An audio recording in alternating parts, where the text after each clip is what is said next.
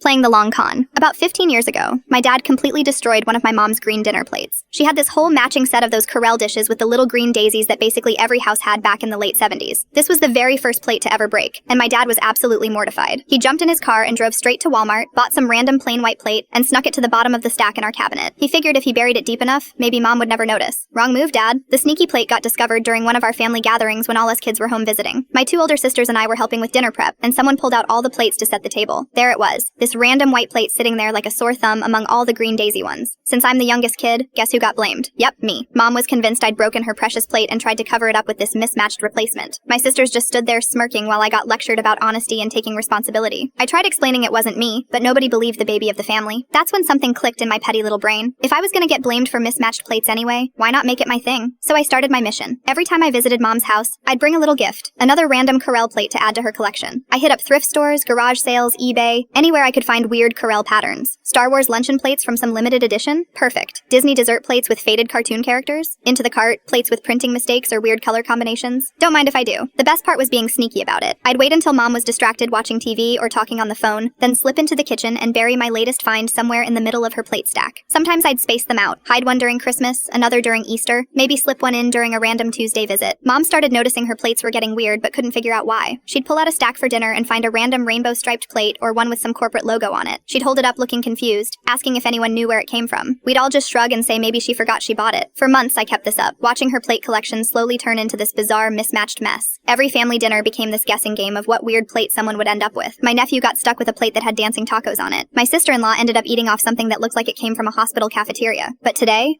was my masterpiece. I'd been stalking eBay for weeks, waiting for the perfect opportunity. Finally found a seller with 3 brand new green daisy Corelle dinner plates, the exact same pattern as Mom's original set. I drove over to Mom's house this morning with my secret weapon, told her I wanted to borrow her casserole dish for a potluck, which gave me the perfect excuse to be digging around in her cabinets. While she was in the living room folding laundry, I carefully added all 3 green daisy plates to her existing stack. Now here's the beautiful part. Someday, probably when she's cleaning out her kitchen or maybe preparing for another family gathering, Mom's gonna pull out all her plates to count them. She's gonna see all the random mismatched chaos I've created over the years. But then, she's gonna count those green daisy plates, the ones she's had forever, and realize she somehow has more of them than she started with. The look on her face when she figures out she's been getting pranked for over a decade is gonna be priceless. She'll probably spend hours trying to figure out how she ended up with extra plates of her original pattern, while also somehow accumulating every weird Corelle design ever made.